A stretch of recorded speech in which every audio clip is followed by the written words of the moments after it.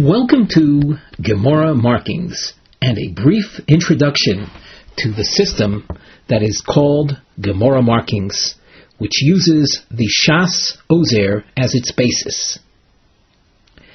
Needless to say that at the heart of Yiddishkeit lies the Gemara, the Talmud Bavli. In order to develop a true kesher with the Ribbono Shel Olam and his Torah, one must become proficient in the study of the Daf Gemara. For many, the Daf Gemara, as it is a daunting experience. It is true that Baruch Hashem today we have wonderful translations, we have wonderful recorded shiurim of leading Magidei Shiurim. But when it comes to Chazorah, when it comes to reviewing the Daf Gemara, one is challenged by the standard text and feels that he has to learn it all over again from new. What is he to do? So with a great deal of siyata d'shmaya and the investment of over 30 years of chinuch and experience, the system of Gemara Markings has been developed to ensure greater proficiency, understanding, and clarity, and the ability to review the Daf Gemara. We don't want to spend too much time in this presentation with introductory remarks, so let us summarize and say that Gemara Markings, Baruch Hashem, has received brochas and haskomas from leading Talmidei Chachomim. Gemara Markings essentially is, in one word, a map. It's a tool to assist in the navigation in the Yam Shel Talmud. Gemara Markings uses the traditional Vilna Daf. No changes whatsoever have been made. We simply superimpose onto the Daf Gemara geometric symbols and other standard punctuation, and from time to time comments inserted between the lines that are taken almost exclusively from Rashi, inserted between the lines to maintain a smooth reading of the Gemara. In addition to that, Gemara Markings and the Shas Ozer features Nosim, topic headings, and Mivnim, structural notes that accompany each sugya, and as each new geometric form appears, a brief explanation accompanies it. Generally speaking, will be found in the outside margin of every daf. In the course of this presentation, we do not intend to go through a sugya line by line in the text. However, we want to give everyone a feeling of what Gemara Markings is trying to do. It also must be emphasized that true attachment to the system can only be accomplished through the learning of many Daf Gemara. Exactly how many? That depends on each individual. But it has been our experience that after a brief presentation like this, one will not necessarily feel a need to adopt this particular system, but experience has shown that once one has learned 10, 20, 30 Daf Gemara using this system, he feels that it has literally changed one's life. So without any further delay, we have presented, along with this recording, several dapim, including an introduction key, several marked dapim that represent what Gemara Markings attempts to do. We will be making a simple type presentation, and we will conclude with a brief sugya from Perek HaKoines, the 6th Perek of Bava Kamma. So As we turn, you should click on page 1. Page 1 is entitled Gemara Markings. You can see that it has a series of different forms and punctuation on the page. In truth, though there appear to be many different items, one could actually group them into maybe 4 categories. At the top of the page, you'll notice what's entitled a boxed text. That's represented by a symbol where you see almost a rectangular shape drawing. What that is in effect the delineation of Tanaic material, brises and mishnayos, that are quoted in the course of the Gemara. Just like at the beginning of every new sugya or a new mishnah appears, in the standard Daf Gemara you will see the word masnisin, mem, tov, nun, yud abbreviated. Following that, the Gemara begins with a gimel mem, and is plainly obvious to anybody that is a new mishnah. So too in the course of the Gemara, we in Gemara Markings box off Tanaic literature so as to distinguish it from the rest of the Gemara. Generally speaking, the material found in the box is easier to learn because of its easier language. We also have series indicators. In Gemara Markings, the use of many different types of geometric forms is employed. There is no inherent significance to any one form. What happens is that on every daf, you will find, on almost every daf, you will find multiple series of whatever. It could be a series of memros, of Gemara comments by the same author. And on the same page, you might find a series of good pieces of advice regarding how one should conduct himself in the outdoors. You might find on the same page a series of questions regarding the comment that an Amora may have made. So as to distinguish one series from another, a different geometric form is used around key words that represent the series.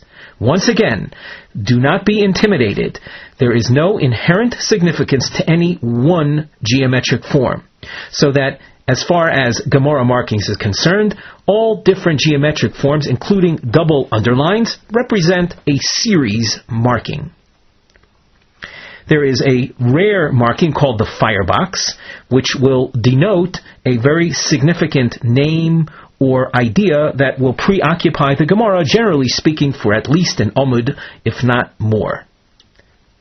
The next marking is what we call long markings. They involve a situation where the Gemara has a question or a point it wants to make, or an answer, a response, a deflection that may last numerous lines. One of the problems that people have when learning the unmarked Daf Gemara is they don't know where the question ends. They may be able to identify the beginning of a question or the beginning of an answer, but where does it end? So in the small space between the Gemara text and either the Rashi or the Tosfos, namely either to the immediate right-hand side or left-hand side of the Gemara text, you will find one of these long markings when appropriate. There may be a long she'ela, that's a shin, encircled with a vertical dashed line that follows, or a kushya, a difficulty, abbreviated by a kuf, kushya, or a teretz, abbreviated by a tuf that's encircled, or a nekuda, a point, abbreviated by a encircled nun, or dechia, a rejection that may last numerous lines. These will become obvious when one is exposed to them inside an example. Beyond that, we have very standard type markings. That involves dot underlining or squiggle underlining to emphasize key words that will be main points in a discussion or referred back to. Arrows appear in the margin. That means that if a point is made in the Gemara and later in the Gemara that particular line is referred to, so a parallel arrow will be drawn in to the space immediately adjacent to the Gemara text, and one will then scan the page upwards to find the previous arrow. Sometimes when arrows have already been employed and the need to refer to something earlier appears, then a star will be employed, or a squiggle shape arrow. Then we have standard numbering and lettering and use of Roman numerals. We use quotation marks. Another very significant marking is the use of brackets. This involves a situation where the Gemara may be getting off onto a side point. And in order to indicate that a particular section is a side point, so brackets will be drawn in from the beginning, at the beginning point, and at the end point of that side point. We also include a bracket length indicator, which is essentially a vertical dotted line that shows where the bracketed section begins and ends. When learning the Gemara initially, we recommend, if it's a skipping type brackets, to skip that section. Generally speaking, that will enable you to preserve the logical flow and ease of reading, and then go back and learn the bracketed section. In our Gemara Markings, we try to provide explanations on the side of the Gemara as to why the brackets are presented in any given sugya. We also use single quotation marks. That's put around a phrase that ordinarily one might not read in continuity. So in order to enable one to read all of these words together, to capture the true meaning of what the Gemara is trying to say, you will see singular quotation marks used. At times, in the reading of the Gemara, one might pause. However, the pause would be incorrect. In order to alleviate that problem, we use a connector. That's a little loop that connects the two words that are suggested to keep reading and not stop. At times, it's important to maintain the continued reading, but a brief pause is recommended as well, sort of a push and pull situation. For that, we employ the Kamma connector marking. And then various standard punctuation, colons, semicolons, question marks, commas, and periods also appear. Very often, the Gemara raises a question with two sides to it. It will say, should you say like side A or Aleph, O Dilma, or possibly B or Bays? So we mark that type of question as, with this marking, a little letter Aleph, and then the O Dilma expression, when it appears, we will squiggle underline the O Dilma, being that it represents an alternative. And in our Gemara Markings, we like to emphasize all different kinds of alternative expressions, like O Dilma, or E Boyas Ema, E Nami, etc., with a squiggle underline. This key sheet that we have labeled as page 1 is not designed to serve as the teaching aid for the use of Gemara Markings, but rather as a quick reference for people who are new to the system. They can see with the key what the marking is supposed to be doing. In addition, our pre-marked Gemaras have Mivneh headings, as we mentioned earlier, to explain what the role of each marking is when it appears in a new sugya. We now turn to page 2. So click on page 2. Along with page 2, we will have page 3 and page 4. They represent the beginning dapim, the beginning amudim of Maseches Pesachim. So hopefully everyone has these pages open. Page 2, we see, is the first daf of Maseches Pesachim. As you look at the daf, your eye catches different shapes. In the outside margin, you will also notice we have a Nosay, a topic heading. The topic heading that we have written here says, Machloikes bepirush hamila or dekatoni b'mishnah. our Gemara will feature a machlokes between, and by looking at the Gemara text, you can see immediately the circled names between Rav Huna and Rav Yehuda concerning the definition of the opening word of Maseches Pesachim, the word or. The Mishnah speaks about the time for checking chometz on Erev Pesach. Rav Huna says that the word or that's found in the Mishnah means boker, means morning. Rav Yehuda, on the other hand, he says that the word or means laila, nighttime. So as you look in the Gemara text itself, just let your eye scan the page. You will notice a number of triangles. You will also notice a system of numbers, a series of numbers that appears to the immediate left-hand side of the Gemara text. Opposite each line where a triangle appears, you will find a number within a similar triangle. You might also note that the direction of the triangles changes from time to time. Triangles 1, 2, and 3 have their points facing upwards. Triangle 4, for example, has it flipped around, point facing downwards. 5 repositions itself, point facing upwards. And if you can scan over to page 3, which is Beis Amud Beis, you see the triangles continue. In fact, the numbering also continues. Until when you get to the bottom, you see number 12. But that's not the end. You get to page Gimel Amud Aleph, and the triangles continue. Interesting to note, on page Gimel Amud Aleph, the triangles that you see all are points facing downwards. So the question is, what are the triangles doing? So if we look in our Mivneh, the structural note to the outside margin, there's a note there that says Ad Gimel Amud Aleph, that this structure, the use of triangles, continues till Gimel Amud Aleph. We can very simply say that after being introduced to the machlokes Rav Huna and Rav Yehuda as to what the definition of or is, the Gemara will present proofs for each side. So when the Gemara is trying to prove Rav Huna, we will be using a triangle point facing up. It's true that the Gemara uses, for example, the word meisvei, which indicates a question, and in fact, it represents a question on the opinion of Rav Yehuda.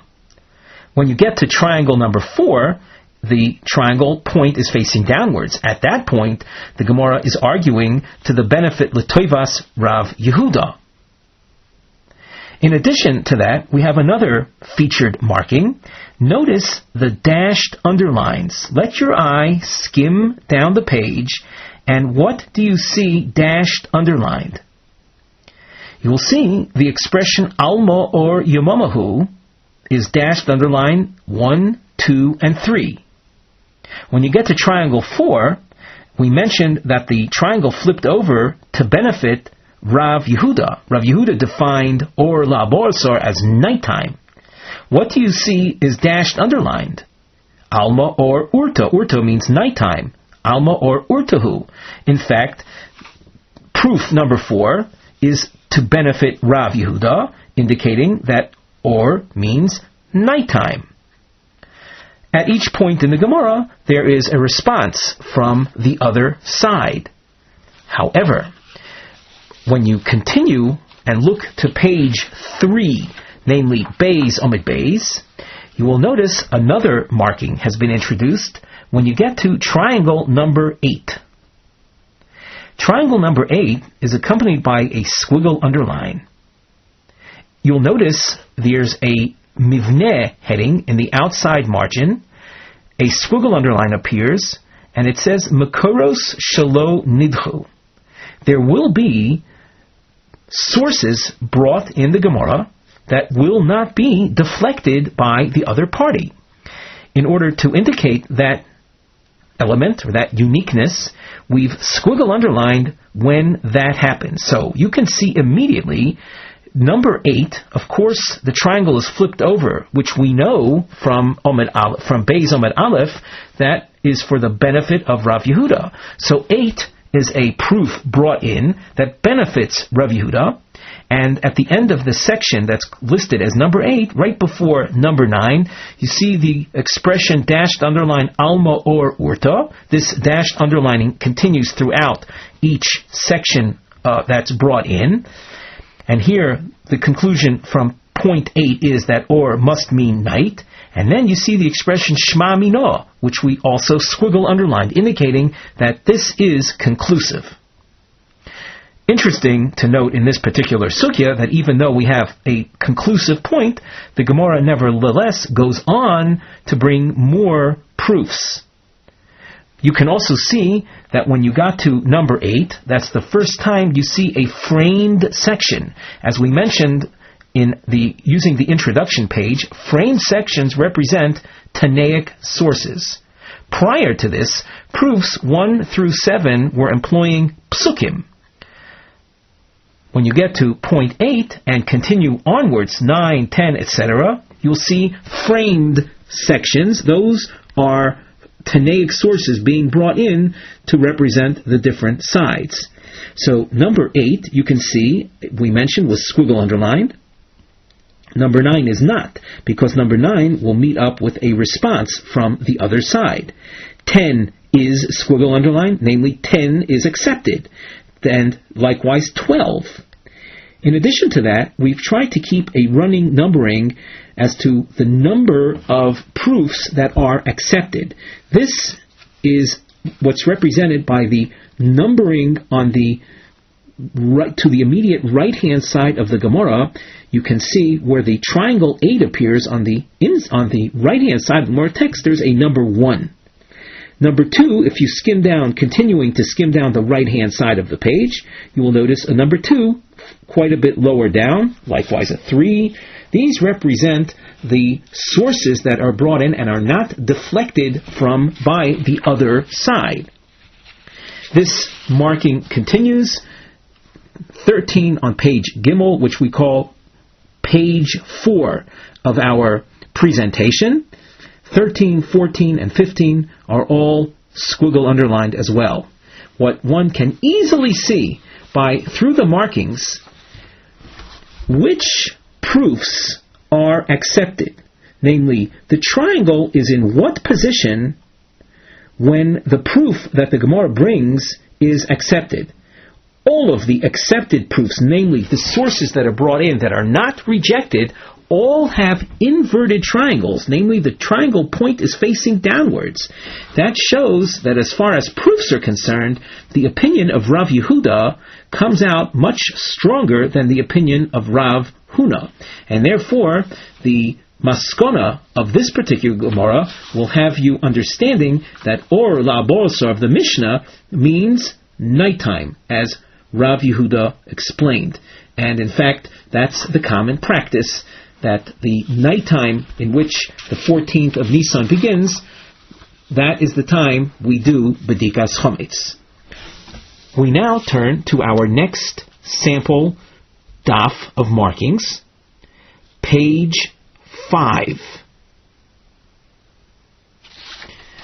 We hope you've clicked on page 5. Page 5 is a daf from Maseches Shabbos, Perek Rebbe Eliezer Demila, the 19th Perek of Shabbos. This happens to be daf Kuf Lamed Aleph Omid Beis. So on our page 5, as you look at the daf, just scan the daf. Allow your eye to move down the page somewhat quickly. What jumps out? Well, of course, you see diamonds. In addition to the diamonds, you also see the use of double underlining.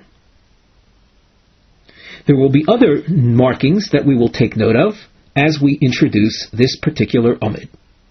Let us glance at the outside margin. We have a Nosay Mivneh heading. The diamond represents Sidra Shel Mitzvos, a series of mitzvahs, Shemachshirov Doichin Es HaShabbos Alibo de Rebbe Eliezer. Rebbe Eliezer is of the opinion that not only are these mitzvahs themselves capable of overriding Shabbos, namely, you are to perform these mitzvahs on Shabbos, but even the preparatory stages needed in order to fulfill the mitzvah are also doche Shabbos, also override Shabbos. So that if, for example, a person is allowed to do a bris milah, a circumcision on Shabbos, and he needs to prepare the knife that's necessary for that operation, he is allowed to prepare the knife, which is a machshirei mitzvah. What are the mitzvahs that are featured on this daf? So all you have to do is glance at the diamonds, skim down the page, and you will see lulav, sukkah, matzah, shofar, and milah are featured. In each one of these cases, a Tanaic source appears. That's represented by the framed section. In each one of these sources, you have the statement made that that particular mitzvah, whether it be lulav, sukkah, etc., it and kol machshirav doichen es Shabbos, that any preparatory step that's needed to fulfill the mitzvah is also overriding Shabbos. And the double underline features the name Rebbe Eliezer each time. In addition to that, there's also a type of dashed underlining, a diagonal dashed underline, under the expression Mino le Rebbe Eliezer ha. The Gemara will be seeking out, as you can see under our comment on the side, on the outside margin, where this dashed underlining appears, we've written in quotation marks, Mino le Rebbe Eliezer ha. That is the phrase that is highlighted by this marking. Chipus, a search, mokor, a source, searching for a source, ledivrei Rebbe Eliezer, for the source behind Rebbe Eliezer's comment, or his allowance to include in Dechiyas Shabbos even the machshirim. So what a pleasure it is to look at an entire Amud Gemara and in a glance realize what is going to take place. We now turn to our next sample sugya, page 6. Now that you've clicked on page 6, you see that we have a sugya from Maseches Sotah, Daf Lamed Ches. In a word, we can say Daf Lamed Ches deals with Nesias Kapayim, or as we call it, Birkas Kohanim, or some may refer to it by the term duchening. As you scan down the page, you'll notice most of the page is made up of Tanaic sources. You see numerous framed sections. In addition, you see a double underlining. The double underlining represents a series marking, as do the other geometric forms. In this case, we have a series of Tanaic sources that all open up with the pasuk Koi Sevorchu. Ko Sevorchu as Bnei Yisrael, which is the pasuk in Sefer Bamidbar in Parshas Nosay that introduces the topic of Birkas Kohanim, the Kohen blessing. We see the use of diamonds. We glance at the outside margin and we see the Nosay Mivneh heading. The double underline features Koi Sevorchu. The diamond, Sidra Shel Halachos V'Inyonim, a series of laws and matters, Hakshurim, that are related, Lenesias Kapayim, that are related to the blessing of the Kohanim, the Birkas Kohanim, Shenidrushu Me'aposuk Koi Sevorchu, that are derived from the same pasuk, from the pasuk of Koi Sevorchu. So in a glance, we can skim down the page and cite the halachos that will be discussed, whose sources will be introduced regarding Birkas Kohanim. So starting from the beginning, you can see Birkas Kohanim must be Beloshon HaKodesh in Hebrew. Be'amida, looking at the next diamond, you see it must be recited while standing. The Kohanim must be standing. Benesias Kapayim, with raised arms. B'Shem HaMeforosh, in the Beis HaMikdash, the ineffable name of the Almighty was used. Additionally, there is a source that says who is included in this bracha. So there's an elongated diamond around the words Gerim, Noshim, Avodim, Meshucharim. Converts, women, and freed slaves are included in the bracha. Another halacha is Ponim Keneged Ponim. The Kohanim are face to face with the congregants that are being blessed. And Bekoil Ram. The Kohanim must recite the Birkas Kohanim in an audible voice, as opposed to a whisper. So with that, you can see literally at a glance an entire Omud Gemara and what it's going to be focused on. Our final sample Omud Gemara before we get to a formal sugya is what we have listed as page 7. So now that you've clicked on page 7, we see Daf Tes Vav Amud Beis from Maseches Bechoros. This particular daf, you will notice, has very little by way of marking because we are trying to make one point with regard to markings on this particular daf. If this were a daf that's part of a pre-marked Shas Ozer Masechta, then there would be many more markings on it. On this daf, you see in the middle, the name Rav Sheshis is underlined. In this case, we have a topic heading in the outside margin, the Nosay. She'elah, a question is raised here. Mahu lahatis vlad psule hamugdoshim l'chol zevach shiyurtzeh. It is not our intention to get involved with the content of this sugya whatsoever. Suffice it to say, it deals with the embryo that's inside an animal that had been dedicated to the Beis Hamikdash, dedicated as a sacrifice, but a psul, an invalidating feature arose that rendered the korban, the sacrifice, unacceptable. The question the Gemara deals with is, can the embryo be designated as a different type of sacrifice than what its mother was originally designed for? So the question in the Gemara, if we look at the line in which you see Rav Sheshis' name underlined, we'll read the line where it says a few words before that, Bo minei Ravina Rav Sheshis. Ravina asked of Rav Sheshis, Mahu shemat pisan l'chol zevach shiyurtzeh.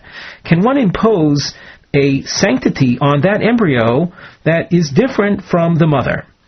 Omar le, Rav Sheshis answers. Now you'll notice we've written in Rav Sheshis' name because when there's a pronoun, sometimes it's not immediately clear who the speaker is. So in order to assist, we write in the name. So Rav Sheshis answers, Ein matpisan. That one does not have the flexibility of imposing whatever he wants onto that particular embryo. We've underlined the expression Ein matpisan. A few lines later, you see a long Tanaic source that's represented by a framed section. This framed section is brought in to support Rav Sheshis. The Gemara says, Tanyo kavose de Rav Sheshis, right before the Tanaic source. There's a lot of information in this Tanaic source, but as far as the purpose of the Gemara is concerned, it brought the source in to support Rav Sheshis. Rav Sheshis, let us just recall, said, Ein matpisan. Where in this source do you see a support for Rav Sheshis? Do you notice toward the end of the source a dashed underlined section? In fact, what does it say there? It says, V'ein matpisan l'chol zevach shiyurtzeh.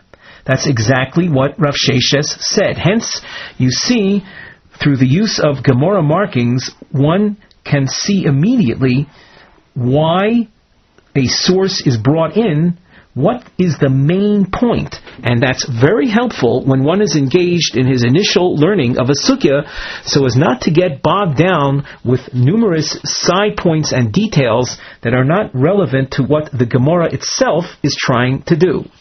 After one develops proficiency in the flow of the sugya, the shakla v'taya, and understanding of the maskona, the final point, then of course one goes over the entire daf with an interest in trying to understand everything. This represents the completion of this particular stage of our presentation, namely a superficial glimpse at what markings and the mapping of a Daf Gemara can look like. We must emphasize once again that when learning an actual sugya, there is much more that's involved than what we just experienced. This is found in Maseches Bava Kamma, Daf Nun Hey Omid Beis. The sample sugya that we want to present is found on the lower part of the page. 5 lines from the bottom, you'll notice 2 dots followed by Tanya. Before we learn the Gemara, or more accurately, before we present the sugya, we are not going to learn the Gemara in the text line by line and word by word, but we rather want to present a Gemara with a dynamic flow to it, albeit this is a rather simple sugya to present, but that's the nature of any introduction. The Nosay, if you glance at the outside margin, the Nosay, Dalet Dvorim or Arba Dvorim, 4 things. Ha'oisa oisan, one who commits these acts, Potur midine Adam v'chayov bedine shamayim. He will be non-guilty in a court of man, but in the heavenly court he is held to be at guilt. What are the 4 things? So if you look into the Gemara text, you'll notice a framed section beginning with Omar Rabbi Yeshua. Within that text, we've provided numbers, so that you see a number by the expression Haporez Geter B'fnei Behemas Chavero, one who breaks down a fence in front of his friend's animal. A second point, one who bends over grains of his friend in front of an oncoming fire. Number 3, hasochi edei sheker lahoyid, someone who hires false witnesses to testify. And number 4, v'hayodea edus l'chaveru v'eino meyid lo, one who knows testimony that can benefit his friend and remains silent. Each one of these are examples of something that if one violates them, he would not be found guilty in a court of man. However, heaven will hold him responsible. Following the presentation of those 4 items that are Poter Midini Odom V'chayav B'dini Shamayim, we notice triangles start to appear. What is the role of these triangles? So we take advantage of our Mivneh structural note, which you see in the outside margin. We've written in Pirut, itemization, Vehesber, and explanation, Dalid Dvorim Hanal, of each one of the 4 items mentioned in the Tanaic Source. So if you skim ahead, you'll notice 4 triangles which continue to the top of Daf Nun Vav Amud Aleph, our page 8. They are also numbered 1, 2, 3, and 4. So you see, at this point, the Gemara will be presenting each one of the items mentioned in the Tanaic Source. It will try to clarify what exactly took place that makes it such that he is not guilty by man. The Gemara explains the uniqueness or the reason for each one of the cases. At that point, we come to the end of the triangles. As we said, the triangles represent an explanation of each one of the examples of the source, explaining why he is not chayav in the court of man, but yes, would be held guilty by heaven. After the series of triangles, what is the next geometric form that you see in the Gemara text? You see diamonds with colored-in tips. We have under our Mivneh heading, the structural note in the outside margin, you see a diamond with a colored-in tip. We have written in the following. V'ha'ika you find in quotation marks, because That is the word that will be enclosed by the diamond as you skim down the page. Before actually reading the Mivneh note, we would like to note something else. As you look at the page of the Gemara text, see to the immediate right-hand side of the Gemara text itself. Do you see a kuf that's encircled with a vertical dashed line? Of course you do. This is a kosיא, a long question. We call this the long question marking. That means that all of the lines of Gemara that are opposite this vertical dashed line constitute the question. In this case, the question is made up of many subsections, but they all represent one question. Now, glancing at the Mivneh note, we explain, V'ho'ika, Sidra shel kushios, a series of questions, Dugmaois, examples, nosafos, additional examples, al hadalid shebebraisa, in addition to the 4 that were mentioned in the Braisa, shechayovan b'idei shamayim bilvad. There is a list of other things that are chayav only b'shamayim, only heaven holds the person responsible. But if one were to do these things the things listed in this question, he would not be found guilty by a human court. Veloma lo kotoni babraisa benosaf on Daf Nun Hey Omid Beis. The question that preoccupies the Gemara at this point is, why are these not included in the Braisa Besof Nun Hey Omid Beis, in the Braisa at the bottom of Nun Hey Omid Beis? In that Braisa, it opened up by saying there are 4 things that are Poter Midinei Olav V'Chayav B'Dinei Shamayim. When you have a list of an additional 5 things, if you count up the diamonds that you see, you'll see 5 diamonds.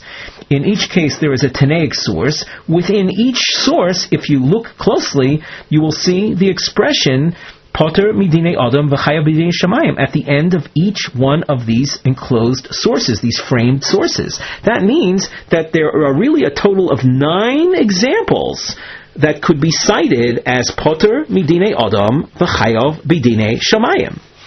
At that point, where you see the long question marking ends, the Gemara presents this very question. After that, the Gemara points out in Miha Iko Tuva. The Gemara acknowledges. We are reading from the line right after the end of the long question. The Gemara acknowledges there are many more examples than the 4 cited.